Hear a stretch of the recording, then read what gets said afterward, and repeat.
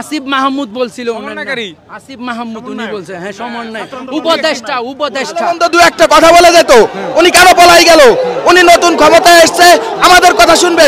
উনিও কিন্তু এই কয়েকদিন আগে রাজপথে ছিল। দেখছেন আসিফ মাহমুদ যে সমন্বয়কারী ক্রীড়া মন্ত্রণালয়ের দায়িত্বে রয়েছেন, তিনি কিন্তু দেখছেন তার গাড়িটি পিছন দিকে চলে যাচ্ছেন। আমরা যদি একটু দেখাই, তার গাড়িটি ঘুরিয়ে যাচ্ছেন, সমন্বয়কারী ছিলেন এবং দেখছেন এই মুহূর্তে তার গাড়ি আসিফ স্যারের গাড়ি, আসিফ স্যার দেখছেন আসিফের গাড়ি কিন্তু চলে যাচ্ছে। এই মুহূর্তে সমন্বয়কারী রয়েছেন। কার গাড়ি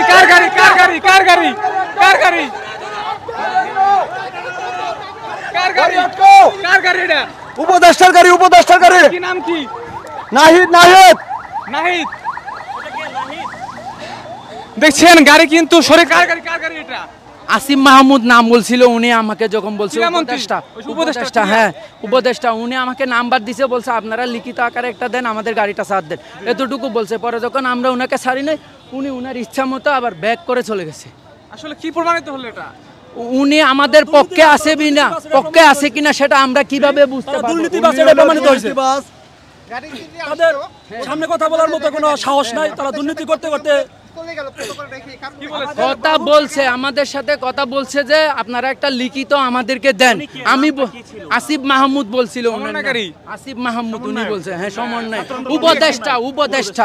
উপদেষ্টা আসিফ মাহমুদ নাম হিসাবে বলছে, হ্যাঁ।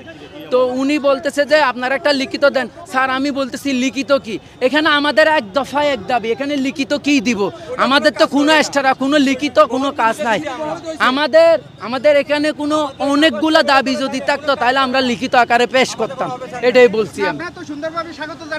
হ্যাঁ, কথা না বলে কেন চলে গেলেন? উনি ভয়েতে পালাইছে।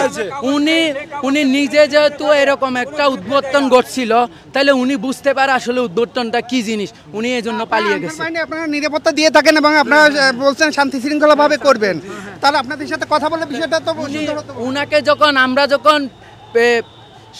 মিডিয়ার সাথে কথা বলার জন্য উনাকে আমরা রিকোয়েস্ট করি, তখন উনি পালিয়ে যায়, গাড়ি ব্যাক করে পালিয়ে যায়, এটুকু। এখন আপনাদের পরবর্তী সিদ্ধান্ত আমরা এখানে থাকবো 24 ঘন্টার ভিতরে। যদি আমাদের ডিজি মহোদয় না আসে তাহলে আমরা সব কর্মবিরতি, কেউ আনসার কোনো ডিটি করবে না। বর্তমান সরকারের একজন উপদেষ্টা, সে যখন আপনাদের কোনো সিদ্ধান্ত দিতে পারে না, ডিজি সাহেব কি কোনো সিদ্ধান্ত দিতে পারবে? ডিজি মহোদয় হচ্ছে আমাদের বাহিনীর প্রধান, উনাকে আমাদেরকে লাগবে, উনাকে সহ আমাদেরকে যে মন্ত্রণালয়ে যাওয়ার দরকার সেখানে যাইতে হবে, এটাই হচ্ছে মেন।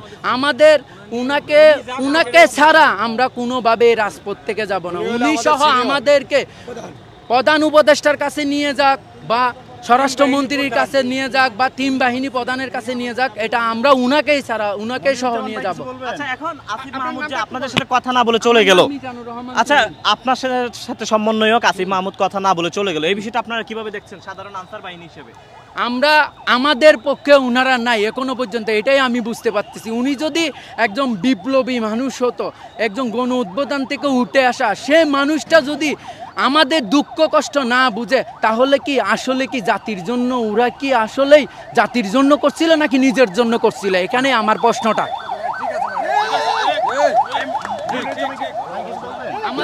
আমাদের শ্রদ্ধেয়, আমরা কষ্ট করি, বহুত কষ্ট করি আমরা। আমাদের চাকরি আছে 10 বছর, আমাদের কোনো পেনশন নাই। বাড়িতে গেলে আমরা খাজাতে যেতে হবে। আমরা 2006 সালে চাকরি করি, আমাদের খালি জ্বালা যন্ত্রণা করতে আমরা অসহ্য হয়ে গেছে। আমাদের পোলাবার লেখাপড়া করতে পারি না, বাবা মা ঠিক মতো খাতে দিতে পারি না, ওষুধপাতি কিনতে পারি না, আমাদের কোনো ব্যবস্থা নাই। আমাদের অফিসের যেগুলো আছে সম্পূর্ণ চোর, খালি টাকার ভুক্ত। আমার তো অনেক টাকা কাটে রাখছে, আমার কোনো টাকা পয়সা দেয় না। 16,000 টাকা বেতন, আমার কোনো চাকরি, আমাদের কোনো পাই না, আমরা খরচ করে খেতে পারি না, খুব কষ্ট হয় আমাদের। এই যে চাকরি শেষ, আমরা কি করে খাবো বাড়িতে? এখন 8 মাস 9 মাস 10 মাস আমার বাড়িতে বসে থাকা লাগে। মানুষের বাড়িতে কামলা দিয়ে সারা চাকরি করে দিতে, আবার কামলা দিস কেন? এটা কি ঠিক? এসে তো খাওয়া লাগে। আমরা ট্রেনিং করতে লোক, আমরা ট্রেনিং করে আসি, আমরা অস্ত্র চালাতে শিখছি। তার কেউ খোঁজ খবর নেয় না। আমাদের এই যে কোটা সংস্কার আন্দোলনে যে আমাদের আনসার সদস্য, অগণিত আনসার সদস্য মারা গেছে, এটা কেউ কোনো খোঁজ খবর নেয় না। কোনো অফিসার কর্মকর্তা আমাদের আনসার ডিপার্টমেন্টের বলেন অন্য অন্য ডিপার্টমেন্টের বলেন কেউ কোনো প্রকারের খোঁজ খবর বা সহযোগিতা বা তাদেরকে দেখতে যাওয়ার জন্য যে সান্ত্বনাটুকু এইটুকু দেওয়ার জন্য কেউ আগে আসে নাই। এই হলো আমাদের আনসার ডিপার্টমেন্টের অবস্থা। দেখছেন এই মুহূর্তে কিন্তু আন্দোলন চলছে, বিক্ষোভ চলছে এবং আমরা যদি একটু দেখাই যে আসিফ মাহমুদ ছিলেন যে কোটা আন্দোলন সমন্বয়কারী, এখন কিন্তু উপদেষ্টা হয়েছেন। ক্রীড়া মন্ত্রণালয় তার গাড়ির যখন পেয়েছিল তখন তার গাড়িতে ডেকে আনসার সদস্যরা কথা বলার চেষ্টা করছে। এক মুহূর্তে কিন্তু তোপের মুখে পড়ে যখন আনসার সদস্যরা গণমাধ্যম কর্মীদের সাথে কথা বলে আসিফ মাহমুদকে ক্রীড়া মন্ত্রণালয়ের যে দায়িত্বে রয়েছেন সেই গাড়ি কিন্তু এক সময় কিন্তু পিস ফেলে ব্যাক করে পালিয়ে যায়, যেটি কিন্তু আমাদের শুরু থেকেই গণমাধ্যমে দেখিয়েছি। বলেন এটা ওই উপদেষ্টা স্যারের প্রটোকল। আমরা সবাই মিলে আমাদের এই দাবিটা ওনার কাছে তুলে ধরতে চাইছিলাম, কিন্তু উনি আমাদের দাবির কথা শুনে বলছে যে তোমাদের ডিজির সাথে আমি কথা বলবো, এই বলে আমাদের আর কিছু না বলে গাড়ি সাহা করে ব্যাক দিছে। পিছনে যদি আমাদের কোনো থাকতো হয়তো বা মরেও যেতে পারতো। উনি এইভাবে পলান উনার ঠিক হয়নি। উনি ভালো মন্দ দু একটা কথা বলে যেত, উনি কেন পলাই গেল? উনি নতুন ক্ষমতায় এসছে, আমাদের কথা শুনবে। উনিও কিন্তু এই কয়েকদিন আগে রাজপথে ছিল, আমরাও রাজপথে আছি। আমাদের দুঃখ বোঝার জন্য উনার প্রয়োজন ছিল।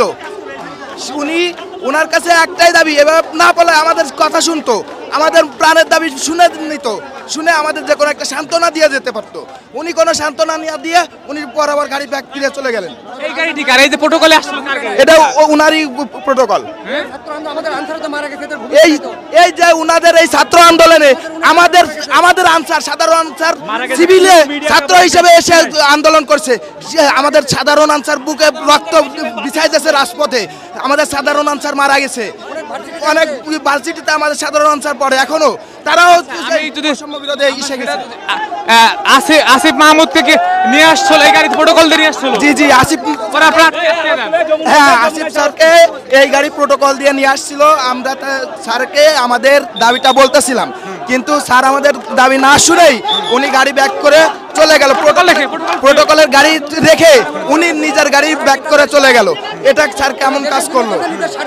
এটা কি স্যার দেশের জন্য করবে না নিজের স্বার্থের জন্য? স্যার কি দেশের জন্য না নিজের স্বার্থের জন্য? আমরা দেশের একটা আনসার বাহিনী, আমরা দেশের প্রতিটা ক্ষেত্রে আমরা দিয়ে যাচ্ছি, সেবা দিয়ে যাচ্ছি। আমরা এমন কোনো সেবা নেই দিচ্ছি না। আমরা সরকারি খাতে, বেসরকারি খাতে, বাংলাদেশের গুরুত্বপূর্ণ জায়গায় আমরা নিজেদের সকল ধরনের জীবনের রিস্ক নিয়ে আমরা সেবা দিয়ে যাচ্ছি। তারপরও ইনি আমাদের কোনো কথা শুনলেন না, এভাবে চলে যাও না, ঠিক হয়েছে বলেন? দেখছেন এই মুহূর্তে কিন্তু আনসারের যে আসিফ মাহমুদের যে গাড়িটি ছিল সেই গাড়ির যে প্রটোকল, সেই প্রটোকলটা দেখছেন এই মুহূর্তে আটকে রয়েছে এবং তাদেরকে এখন পর্যন্ত ছাড়েনি। আমরা যদি দেখাই এই মুহূর্তে দেখছেন, লাইক দিন, সাবস্ক্রাইব করুন, সাথে থাকুন।